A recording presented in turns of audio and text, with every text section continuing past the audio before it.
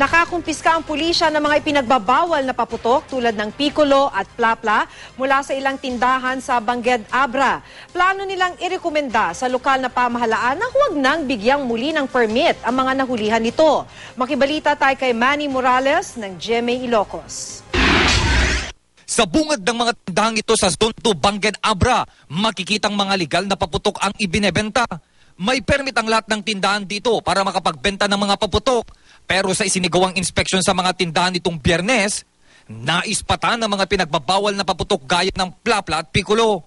Kinumpiska ito ng mga pulis. Again, inspection tayo, tapno maiwasan tayo, dagi tayo maiparit nga mailako kasi delikado iti ubing. Ang tinderang si Bing halos mangyak-ngiyak matapos kumpiskay ng kanyang mga paputok. Katwiran niya, alam namin na bawal, kaya lang siyempre kung wala namang gumagawa nun, di ba wala rin naman magbibinta.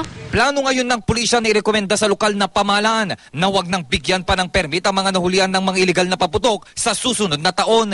Natutuwa naman ang pulisya na kumukunti na raw ang bilang ng mga nagtitinda ng iligal na paputok sa Bangued Abra. Medyo bumababa di kado di ko, di makon-confiscate. So, siguro madadalda mo lang nga talagang handa nga dapat aglako iti bawal nga firecrackers. Manny Morales, Nagbabalita, Pilipinas.